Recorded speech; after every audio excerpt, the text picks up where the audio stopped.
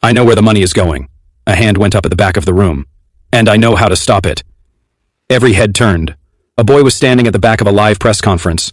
Not a journalist, not a security expert, not anyone the room recognized or expected. Just a boy. Worn bag on his shoulder, a notebook in his hand. Standing in a room full of cameras and journalists and the most powerful man in Golden City, who had been at that podium for 2 hours without a single answer. The room went completely still. The billionaire looked at him. At the notebook. At the complete calm on the boy's face that had no business being there. "And who exactly are you?" the billionaire said. The boy looked at the cameras, at the journalists, at the thousands of people watching on their phones outside the building. "I am nobody," he said. "I work from a library, Section 4, the outlet by the back wall that the electrical company keeps saying is broken and nobody ever comes to fix." The journalists laughed first, then the communications team, then the security guards, then the whole room, the warm, easy laugh of people who had been sitting in tension for 2 hours and suddenly found something they could dismiss without thinking. The billionaire smiled, picked up the boy's notebook, looked at it, closed it. He found a pixel, the billionaire told the room. A pixel. That changes color. For 1/10 of a second. More laughter. Louder. A journalist in the front row shook her head and wrote something in her notepad. Not about the breach, about the boy. The cameras were still rolling. The boy stood in the center of all of it and did not move. He let every second of that laughter land on him, storing it, the way you store something you know you are going to need later. "Please remove him," the billionaire said. The boy was walked out past the cameras, past the journalists, past the crowd still standing in the street outside, holding their phones showing their empty accounts. 40 million people were still being robbed. And the only person in that building who knew how to stop it had just been laughed out of the room. On camera. Live. In front of an entire city. That detail would matter enormously before morning. If you want to know what that boy did next, and what happened to every single person who laughed, stay right here. Subscribe to this channel right now for amazing stories with moral lessons that can change your life. Because this story is just getting started. Now let us go back to the beginning. Because to understand what that boy was doing at that press conference, you need to understand what was happening in Golden City in the hours before he walked into that building. It started small. A market trader in the east side of Golden City checked her NovaPay account on a Tuesday morning and noticed her balance was a few cents less than it should have been. She looked at it for a moment, decided she had miscounted, put her phone away. 40 minutes later, a university student in the Northern District checked his account before buying breakfast and found the same thing. A few cents missing. He refreshed the app. The number did not change. He shrugged and ordered anyway. By midday, something different was happening. The amounts were no longer just a few cents. A shop owner in the Central Market opened her app and found 3 separate deductions she did not recognize, each one small but together enough to notice. She called her cousin. Her cousin checked her own account. Same thing. She did not call customer service. She posted about it. By 3 o'clock that afternoon, the post had been shared 40,000 times. By 4 o'clock, NovaPay was the top trending topic across every social media platform in Golden City. Not because of one post, because thousands of people were posting at the same time, screenshots of their accounts side by side showing the same unexplained deductions. Market traders, students, civil servants, nurses, drivers, people from every part of the city comparing numbers and realizing they were all looking at the same thing. By 5 o'clock, the news channels cut into their regular programming. NovaPay accounts across Golden City appear to be experiencing unexplained deductions. The company has not yet issued a statement. Customers are advised. Nobody waited to be advised. They went to the building, not organized, not planned, just ordinary people who had checked their accounts, found money missing, felt the specific anger that only comes when something is taken from you quietly, and decided that sitting at home was no longer something they were willing to do. By 6 o'clock, there were hundreds of people standing outside NovaPay headquarters. Phones raised, account screens facing outward. Some had written on cardboard. Some were recording. Some were simply standing there because standing there felt like the only honest thing left to do. The crowd kept growing through the night. Nobody from inside the building came out to speak to them. By the following morning, the crowd had doubled. News vans were parked on both sides of the street. Satellite trucks, cameras facing the entrance. Every major channel in Golden City had a live feed running outside the building. The billionaire's communications team had convinced him overnight to hold a live press conference at 9 a.m. Controlled environment. Prepared statement. Broadcast live so the whole city could watch. Show Golden City that he was present, that he was working, that he was in control of a situation he was absolutely not in control of. The cameras set up in the main hall. The journalists came inside. The crowd stayed in the street watching on their phones. And somewhere across the city, a boy who had already found the answer 11 days ago was putting his father's laptop in a bag and walking toward the building. The billionaire's phone started ringing at 6 a.m. By 7 a.m. he was in the building. By 7:15 a.m. he was standing in the war room in yesterday's clothes, staring at 6 monitors and 8 analysts and a wall-sized screen showing 40 million accounts bleeding in real time, and not one person in that room could tell him where the money was going. "Run it again," he said. "Sir, we have already run." "Run it again." The head of his security firm, 23 years of experience, 2 federal agency consultations, 51 diagnostic sweeps, stood at the front of the room and explained for the 4th time that morning that his team had found no intrusion, no external breach, no attack coming from outside the platform. "Then where is it coming from?" the billionaire said. Silence. His board members were calling, his lawyers were calling, his head of communications knocked on the war room door to say that the crowd outside the building had now blocked the main entrance and every news van in Golden City had set up directly across the street. The billionaire stood at the window and looked at the crowd below. 40 million people, his platform, his name on every account, and something inside the walls of the system he had spent years building was quietly emptying them one fraction of a dollar at a time. And every expert he employed was looking in the wrong direction. He did not know it yet. But the answer had been sitting in a public library for 11 days, written by hand, in blue ink, by a boy nobody had thought to listen to. There was one more call the billionaire had not answered that morning. Not a board member, not a lawyer, a woman named Sandra, the kind of person whose opinion had always mattered to him more than he publicly admitted. She ran her own financial technology company across the city. She had built it from nothing, the same way he had built NovaPay.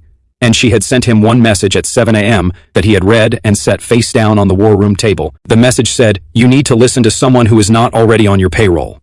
He had not replied. He would think about that message many times in the days that followed. And here is the first lesson this story has for all of us. Sometimes the solution to the biggest problem in the room is not sitting in the most expensive chair. Sometimes it is sitting in the quietest corner, in a place nobody thought to look, in the hands of someone nobody thought to ask. Hold that thought, because this boy's story is about to show you exactly what that means. His name does not matter. What matters is this. By the time he was 19, the boy had already lost everything worth losing. His father had died when he was 17. His mother had left 3 years before that, gone to look for work in another city when the money stopped and the walls of their small apartment started feeling like they were closing in. The calls came every week at first, then every month. Then one day they simply stopped coming altogether. He had spent a long time trying to decide whether that was her choice or life's. Eventually he stopped trying to decide. He was alone. He had learned to live inside that the way you learn to live inside any truth that will not change, quietly, completely, without complaint. But he carried something most people in Golden City did not have. He understood how the internet actually worked. Not from a university, not from a training center, from his father. His father had been a quiet man who spent his evenings at a small wooden desk taking apart old computers and putting them back together. He never explained what he was doing. He just let the boy sit beside him and watch. By the time the boy was 12, he could rebuild a hard drive from its pieces. By 14, he could look at a block of code and read it the way other children read a story. Following the plot, noticing when something was wrong, seeing where the author had hidden something on purpose. His father called it pattern recognition. He said, "Most people look at a screen and see what it shows them. A few people look at a screen and see what it is hiding." His father died when the boy was 17. He left behind a second-hand laptop, a bag with a blue pen in the front pocket, and a note folded around the pen. For the things worth writing down. The boy had written everything worth writing in that pen ever since. 2 years later, he walked every day to the same library on Mercer Road, sat at the same table in Section 4, and plugged that same laptop into the only outlet in the building that still worked, the one by the back wall that the electrical company kept saying was broken and nobody ever came to fix. The woman who ran the library never asked him any questions. She just pointed him to the outlet on the first day, went back to her desk, and left him alone. That was the kindest thing anyone had done for him in a long time. Put any digital system in front of him, any app, any website, any platform that moved money or data from one place to another, and he would find the thing inside it that did not belong. It was a gift his father had given him without either of them knowing that was what it was. It was the only thing he had left of the man. And 11 days before Golden City woke up in chaos, while the security firm was running its 40-second sweep and finding nothing, the boy had already found the answer. Let that sit for a moment. A boy at a broken outlet in a public library eating the last snack from the bottom of his bag had already found what 51 professional sweeps could not. If you have ever been told you are not the right person for the problem in front of you, this story is for you. Stay with it. He had been running a basic security scan on popular apps 11 days ago. The kind of thing he did quietly on his own, the way his father used to take apart machines just to understand them. When something in the NovaPay system caught his attention, not the whole app, not the whole company, one dot. The NovaPay logo, a golden letter on a white background, had a dot near the bottom left corner. Every 60 seconds that dot changed color. For 1/10 of 1 second it became one tiny shade different from the gold around it. Then it went back to normal like nothing had happened. To most people this sounds like nothing, but the boy's father had taught him something important. In the digital world, nothing happens by accident. Every pixel on a screen is placed there by a line of code. And if a pixel is changing, even for a fraction of a second, then somewhere in the system a line of code is telling it to change. The question is why? He had been asking that question for 11 days. Page after page of his notebook filled with timestamps. Every minute. Every time the dot shifted and came back, building a pattern, looking for the logic behind it. What he was doing had a name in the cybersecurity world: anomaly detection. The practice of watching a system closely enough to notice when something, no matter how small, is behaving in a way it should not. Universities taught courses on it. The boy had taught himself beside his father at a wooden desk in the evening light. He wrote at the top of a fresh page, "They hid the safe. Forgot about the wallpaper."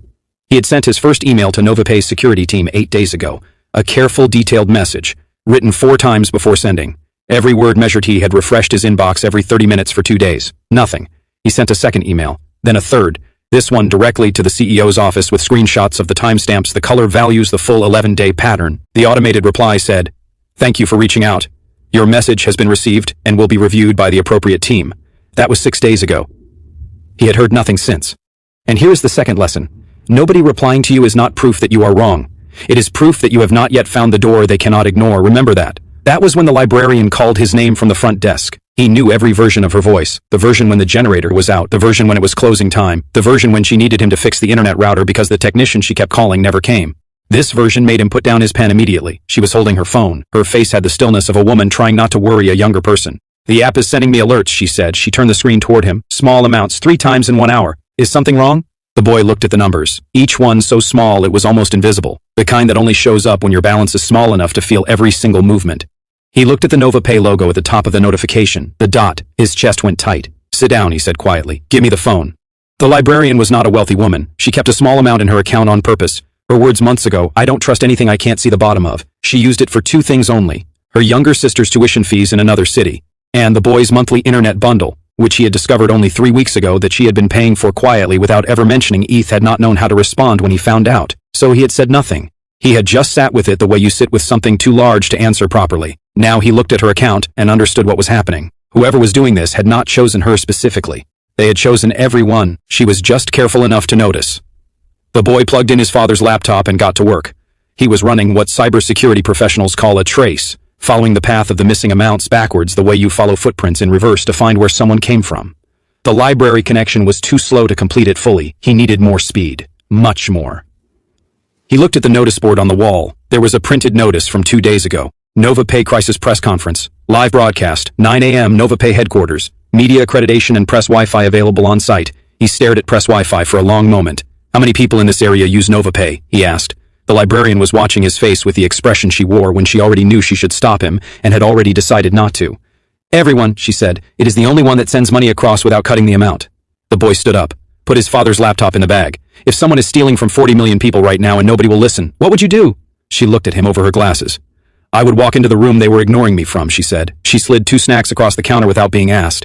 "Call me when you were outside," she said. "So I know." The boy nodded. That was enough between them. It had always been enough. The NovaPay building at night was surrounded. News vans on one side, the crowd on the other, cameras pointing in every direction, people in the street still holding up their account screens in the cold. The boy walked toward the entrance with his hood down. The crowd parted for him the way crowds part for someone moving with purpose. The journalist checking credentials at the side entrance looked at him. "Press," the boy said. She looked at him, at the worn bag, at the notebook. Her radio crackled. Someone called her name from somewhere inside. She turned. The boy walked through. The press conference was already in progress in the main hall. The billionaire at a podium. Cameras running, journalists in rows, security at every corner. The boy found a position near the back wall and opened his father's laptop. He connected to the building's press Wi-Fi. The password was printed on the media information sheet sitting on every chair. Of course it was. 20 times faster than the library. Now he could complete the trace. Now he could see everything clearly. And what he saw confirmed every single thing he had written in that notebook over 11 days. He wrote one final line. "Find who built the tunnel before they take from her again." Then he raised his hand. "And I know where the money is going." A hand went up at the back of the room. "And I know how to stop it." Every head turned. A boy was standing at the back of a live press conference. Not a journalist, not a security expert, not anyone the room recognized or expected. Just a boy. Worn bag on his shoulder, a notebook in his hand. Standing in a room full of cameras and journalists and the most powerful man in Golden City, who had been at that podium for 2 hours without a single answer. The room went completely still. The billionaire looked at him. At the notebook. At the complete calm on the boy's face that had no business being there. "And who exactly are you?" the billionaire said. The boy looked at the cameras, at the journalists, at the thousands of people watching on their phones outside the building. "I am nobody," he said. "I work from a library, Section 4, the outlet by the back wall that the electrical company keeps saying is broken and nobody ever comes to fix." The journalists laughed first, then the communications team, then the security guards, then the whole room, the warm, easy laugh of people who had been sitting in tension for 2 hours and suddenly found something they could dismiss without thinking. The billionaire smiled, picked up the boy's notebook, looked at it, closed it. He found a pixel, the billionaire told the room. A pixel. That changes color. For 1/10 of a second. More laughter. Louder. A journalist in the front row shook her head and wrote something in her notepad. Not about the breach, about the boy. The cameras were still rolling. The boy stood in the center of all of it and did not move. He let every second of that laughter land on him, storing it the way you store something you know you are going to need later. "Please remove him," the billionaire said. The boy was walked out past the cameras, past the journalists, past the crowd still standing in the street outside, holding their phones showing their empty accounts. And here is something every person watching this needs to hear. Your darkest moment is not the end of your story. It is the part of your story that decides what kind of person you actually are, because anyone can push forward when things are going well. The rare ones, the ones who change everything, are the ones who open the laptop at midnight when the account is empty and the crowd is still laughing. Keep watching.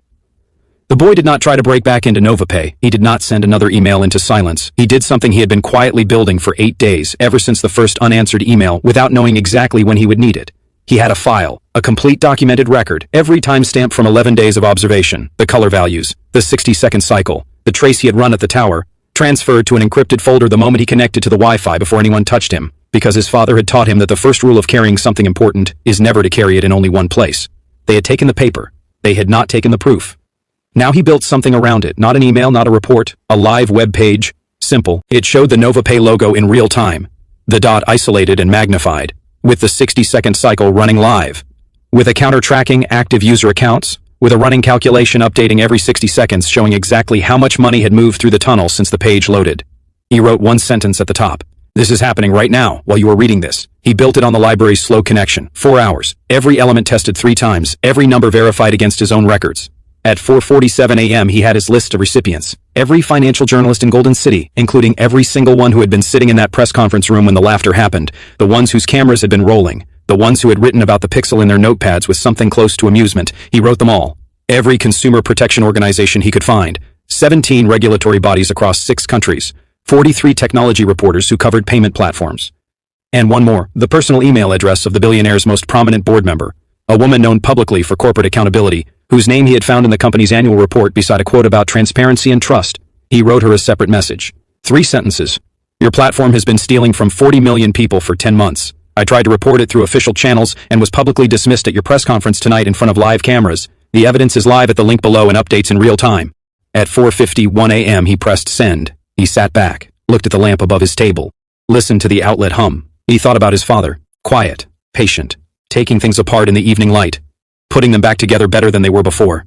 He closed his eyes. He was asleep before 5 o'clock. The librarian woke him at 7:23 a.m. She was holding her phone with both hands. It is everywhere, she said. By the time the boy opened his eyes, the page had been live for 2 hours and 22 minutes. The financial journalist who had opened it first, the same woman who had been sitting in the 3rd row at the press conference the night before, had screenshotted the live counter and posted it with 5 words. He was right. Watch the counter. It traveled faster than anything she had posted in 3 years. Because she had been in that room. Because her camera had captured the laughter. Because she had written about the pixel in her notepad with something close to amusement. And now she was sitting at her desk at 5 in the morning watching a live counter prove that the boy from the library had been telling the truth the entire time.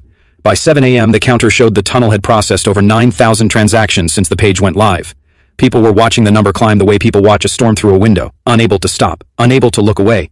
Outside the NovaPay building, the crowd from the night before had never fully dispersed. By 7:30 a.m. it had tripled. People were sharing the live page on their phones, holding the screens up, watching the counter move in real time, standing outside the building that could not explain it. The board member the boy had emailed separately called an emergency meeting at 6 a.m. She forwarded his message to every board member at 5:03 a.m. with one line of her own.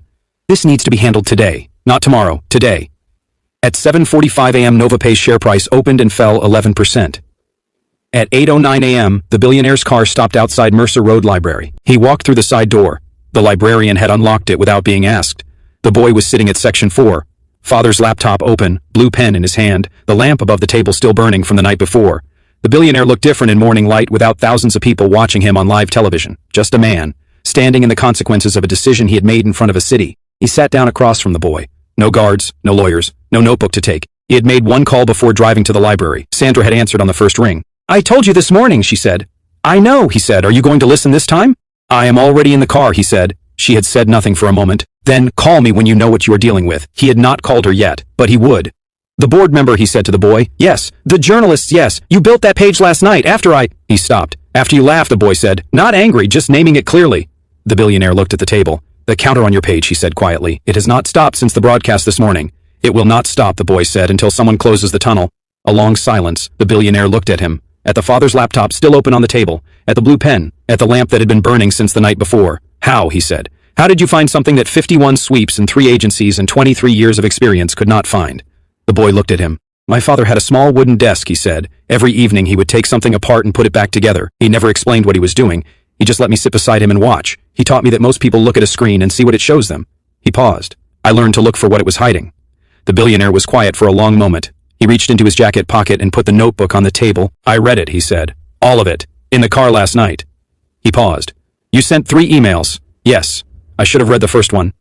The boy put his hand on the notebook. There is a woman who runs this library, he said. She used this app to pay her sister's tuition fees. She paid for my internet bundle for 2 years without telling me. He held the billionaire's eyes. Last night while I was standing in that press conference being laughed at on live television, the tunnel emptied her account completely. Everything she had. She is sitting at that desk right now. She has not complained once. She has not asked me a single question. She just turned on the lamp and stayed. The billionaire turned and looked at the librarian behind her desk. She met his gaze over her glasses and said nothing. He turned back. Tell me, he said quietly, about the dot. This time the security chief made no speeches. He had seen the live counter. He had watched the share price fall. He had received 3 calls from the board before 8 in the morning. When the boy sat down at the main terminal, he simply watched. No argument. No 23 years of experience deployed as a weapon. The boy pulled up the NovaPay homepage on the wall screen and began to zoom in. Normal. Perfect. 5 times closer. Still perfect. 20 times. The image beginning to break apart the way any picture falls apart when you look too closely. 100 times. One single dot in the center of a wall-sized screen surrounded by thousands of identical ones. Watch, the boy said. Count to 60, 58, 59, gold, steady, 60, one shade different, for less than a heartbeat, then back. A junior analyst near the back wall made a sound that was not quite a word. Nobody needed to be told what it was. They had all seen the live counter running since 6 o'clock. They knew the dot was real. What they needed now was someone to show them exactly where to look. Run a search on that dot's render history, the boy said, sitting there for 4 years. Dormant, invisible, forgotten. Until 10 months ago, when someone who originally built it came back and activated it. He brought up the connection records. Their fingerprints are all over this code. Every developer leaves a style behind. The way they name things, the way they structure their logic, like handwriting. And one person's handwriting is on every corner of this tunnel. He looked at the security chief.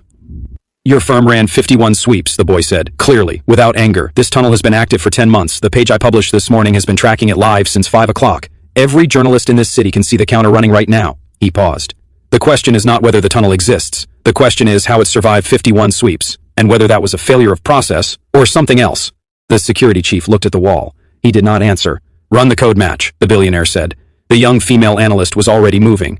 The 2020 team had a very specific development style, different enough from the rest of us that it caused friction at the time. The security chief said her name like a closing door. She stopped, looked at him. Looked at the wall screen still showing 40 million accounts being drained in real time.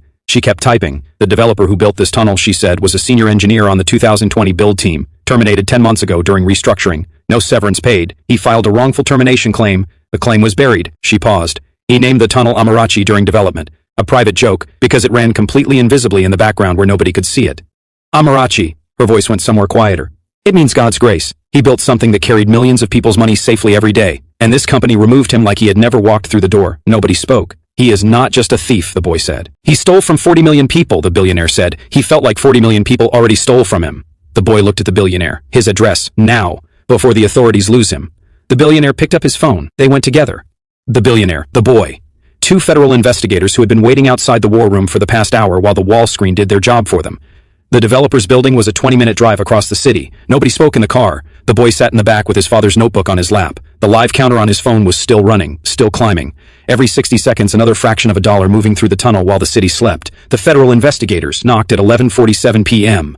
The developer opened the door. He looked at the investigators, at the billionaire, at the boy standing slightly behind them. He looked at the boy for a moment longer than the others. Then he stepped back. The apartment told the story before anyone said a word. One laptop still open on the kitchen table, a coffee cup gone cold, and a photograph sitting face up, the NovaPay Tower, with 4 words written on the back in careful handwriting. 8 years, for nothing. One of the investigators picked it up, read it, set it down. The developer sat at his table and said nothing while they worked. He did not argue, did not run, did not call a lawyer. He just sat there with his hands folded the way a person sits when they have already made peace with what is coming. The offshore account held less than the investigators expected, a fraction of what someone with that access and that patience could have taken. One of them mentioned it quietly to the other. The boy heard it. He is not just a thief, the boy said. The investigator looked at him. Look at what he took, the boy said. Then look at what he could have taken. He had 10 months, 40 million accounts. He left nearly all of it. He was not here to get rich. The investigator looked at the number on the screen, then at the photograph on the table. The developer looked at the boy. Something moved across his face. Recognition, maybe. The look of a man who spent a long time being invisible, suddenly seen by someone who understood exactly what that cost. He built a ghost, the developer's lawyer said when he arrived 20 minutes later, and then the company made him one. He named the tunnel after his daughter, the young female analyst said quietly from the back of the room. Nobody had noticed her come in. She had driven herself. Amarachi. He used to talk about her at the office. She was 3 years old when he was let go. She would be almost 5 now. The room went still. The authorities closed the tunnel at 3 minutes past midnight. Every cent began moving back to every account before morning. The developer accepted one charge, suspended sentence, full restitution. His wrongful termination claims settled publicly in full, not quietly, not under any agreement that required his silence, with a statement that used his name and described exactly what had been done to him. He had asked for that specifically. Not the money. The statement. And one more thing, his daughter's name, Amarachi, printed in the final paragraph, so that anyone who read the settlement would know who the tunnel had really been named after, so that somewhere in the official record of everything that happened, a little girl's name was written down in a way that could not be removed. That was what 8 years had been worth to him. Not a number. A name. Written somewhere permanent. Someone finally saw. What the press reported, NovaPay had identified and resolved a security vulnerability. All 40 million affected accounts restored in full, internal security completely restructured. What the press also reported, because the billionaire published it himself against the unanimous advice of every lawyer and board member in his building, a statement.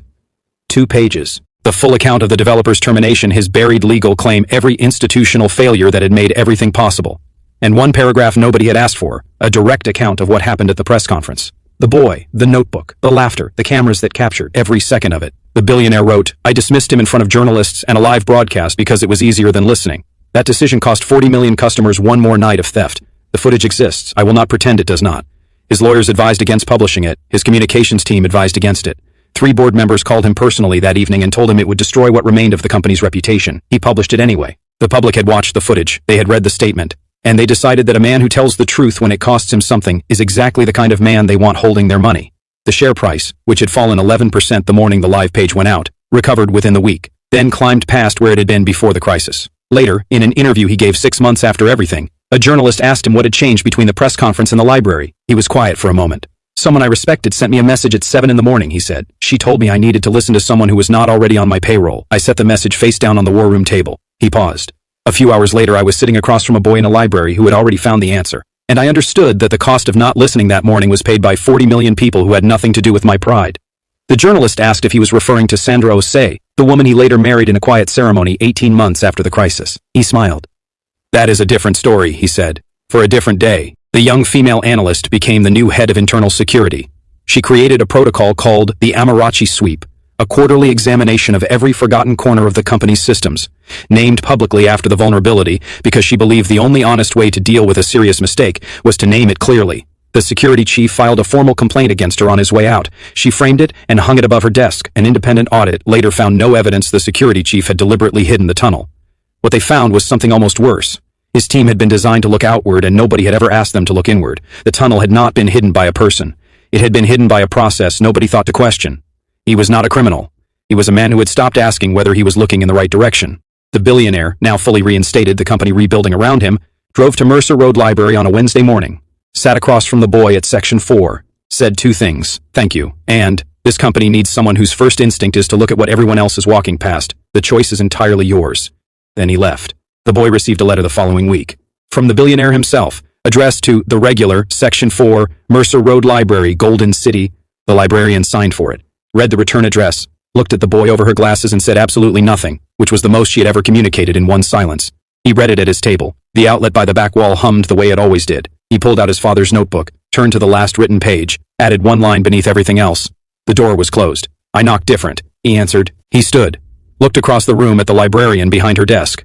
The same desk she had sat at 2 years ago when she pointed a boy in the rain toward a broken outlet and asked no questions. The same desk she had sat at last night when she turned on the lamp and stayed without being asked. The same desk she had used every day to quietly hold a life together that was not even hers to hold. He walked over. She looked up. He placed the letter on her desk, opened to the second page, where the billionaire had written, as part of the resolution agreement, a full restoration of all funds lost from affected accounts in this district, beginning with the Mercer Road Library Community Fund, to be administered by the branch librarian at her discretion. She looked at the page, then at him.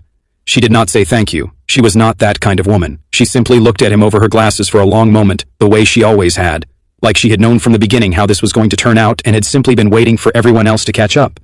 Then she picked up her pen and went back to work. The boy picked up the letter, picked up his bag, walked toward the door. He was almost outside. Then his eye caught the screen in the corner of the library, the announcement screen he had walked past 10,000 times without thinking. The logo in the bottom corner was not NovaPay. It was different, older, bigger, the kind of platform that half of Golden City used without knowing its name. It blinked, 1 shade off gold, for a fraction of a second, then back to normal. As if nothing had happened. The boy stood completely still. He looked at the exit, At the letter in his hand, at the start date printed near the top, your choice. He looked back at the screen. Then he walked back to his table, sat down, opened his father's notebook to the next clean page, uncapped the blue pen. Day 1. He did not hear the library door open behind him. He did not hear the footsteps stop a few feet away. He did not look up until the librarian said his name, in a version of her voice he had never heard before. Not the generator voice, not the closing time voice, something older than all of those. He turned around. His mother was standing at the entrance, 5 years of hard living on her face, clothes clean but worn thin. In her hands, the morning newspaper folded open to page 3, where his photograph sat beside the headline about the boy who found the tunnel inside NovaPay. She had seen his face on that page at a food stall across the city. She had stood there reading and rereading the same paragraph, a self-taught analyst who works out of the Mercer Road Public Library, until the vendor asked her if she was all right. She was not all right. She had walked to the library. Now she stood at the entrance looking at her son the way a person looks at something they gave up the right to claim and are not sure they deserve to see again. The boy looked at her. He did not move, did not speak, did not look away. The librarian stood quietly at her desk. She had found this boy on the steps in the rain 2 years ago with nothing. She had been the constant thing in a life that had very few of them. She was watching him now with the careful eyes of a woman who understood exactly what was happening and had decided it was not hers to decide. The boy looked at his mother, then at the notebook on the table, at the 2 words he had just written. Day 1. He pulled out the chair across from him, slowly, deliberately, and he waited to see if she would sit down. And just like that, the boy who had lost everything worth losing sat in the quietest corner of a library and waited to find out if some things could still be found. The first lesson. Your darkest moment is not the end of your story. It is the part that decides what kind of person you actually are. The tunnel was still open. The librarian's account was empty. The entire city had just watched him get laughed off a live broadcast. And he opened the laptop anyway. Anyone can push forward when things are going well. The rare ones, the ones who change everything, are the ones who keep going when there is nothing left but the reason they started. The second lesson. When the world erases you, when it buries your work, takes what you built and laughs at you in front of a live camera, the most powerful thing you can do is not to disappear. Make sure that what you know cannot be taken. Because they can take the paper. They cannot take the proof. She came back after 5 years of silence. She came back. The boy pulled out the chair. But did he let her stay? Drop 1 word in the comments, what you think he does next. And if this story moved you, if any of these lessons landed for you, share it with one person who needs to hear it today. Subscribe so you do not miss the moment everything changes. Subscribe for amazing stories with moral lessons that can change your life.